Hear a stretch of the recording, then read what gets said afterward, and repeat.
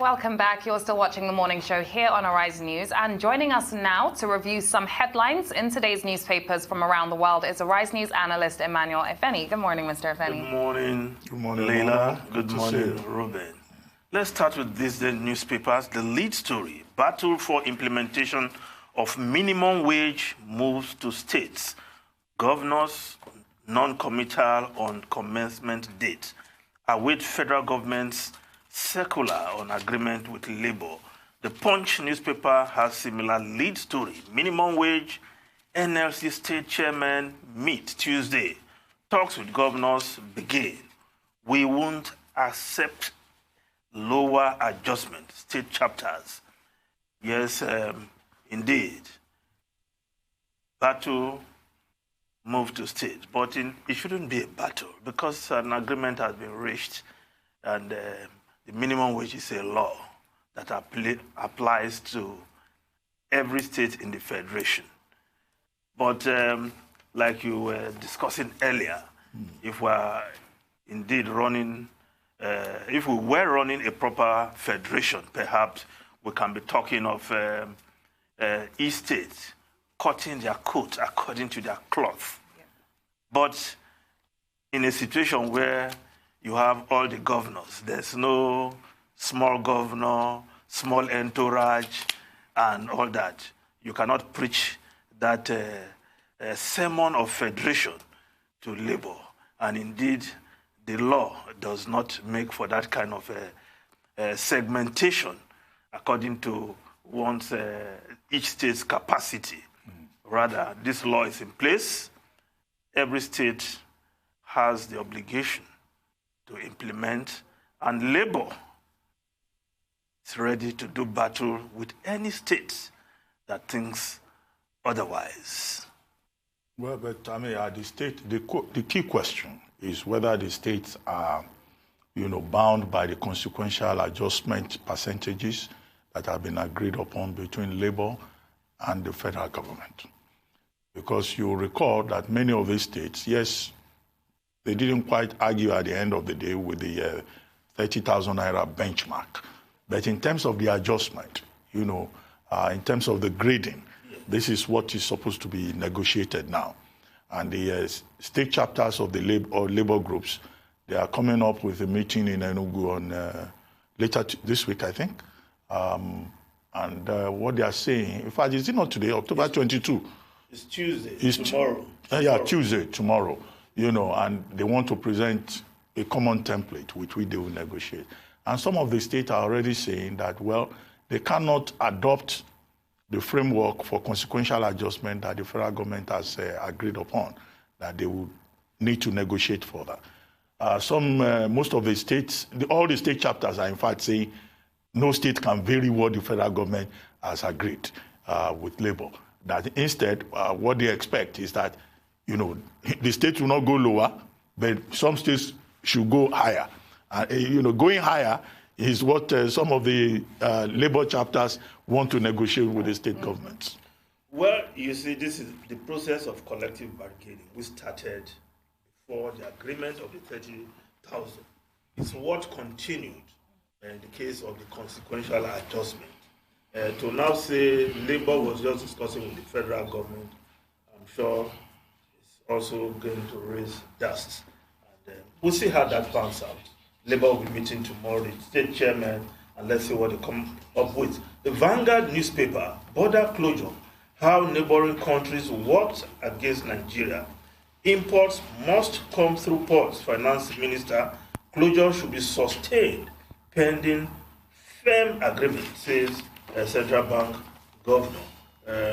Reps want federal government to clamp down on and revoke licenses of discos, and Gencos. That's another story altogether. Yes, the border closure with our neighbors is still Republic of Benin and other states, Niger, bordering the northern part of the country. But those countries are also feeling the pinch right now. And in fact, some of the countries have protested, particularly Ghana. Yes, there was a report about Ghanaians protesting, urging their nationals to boycott Nigerian goods because as a result of this border closure, reverberating as far as Ghana. Ghana is not our immediate neighbor, but also it tells you that what is happening at the Nigerian border is having impact across on the West African sub-region. Yeah. The Nigerian market being the largest market in the sub-region. Absolutely. And when you look at some of those figures that we saw for the rice imports that Benin were getting from Asia and sending into Nigeria, you can see exactly why their economy would plummet with such a border closure. It makes sense for that to come out. Okay. If we move on to the Guardian newspaper, confusion, anger, as telecoms charge 4 naira for banking services. Banks to still retain 50 naira per USSD transaction. Ministry claims ignorance. Suspense plan. Why subscribers suffer early data depletion, rise in usage. Now, as a beginning from today, Nigerians who use financial institutions unstructured supplementary service data platform to transfer money from one point to the other will be charged some substantial amount. Of course, the USSD services include GT Bank's star 737 hash, First Bank's star 894 hash, amongst others. But what is the addition is that in addition to the 50 naira per transaction, which had been in existence, these telecommunications companies want to start charging 4 naira per 20 seconds. Per 20 seconds, which is 12 naira per minute. 12 naira per minute. So, so that means that on one transaction you could pay as much as 62 naira. 62 naira. So, well, it's good that the CBN governor, as I said earlier, has directed the banks to stay away from this, and that the Nigerian Communications Commission has also asked the telcos not to go ahead with this until the Minister of Communications has been properly briefed. But what the average consumer of telecom services in Nigeria is saying is that, look, we are overtaxed, we are over-harassed, and that we hope that this is not the proposed communications tax. You know, there was a bill about communications tax being proposed, introducing that form of taxation through the back door. And some consumers of telecom services have said, look, what they will expect ordinarily is that the 50 naira that is charged by the banks will be shared between the banks and the telecom companies.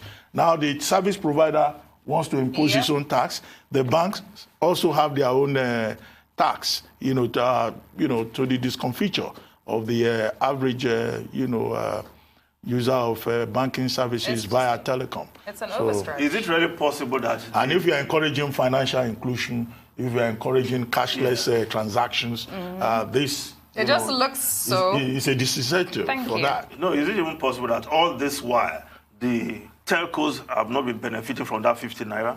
Well, we don't have evidence. So exactly. let them go and explain to the NCC and the Minister of Communications. And it's curious that, look, 5 months ago, according to the CBN governor, this was discussed.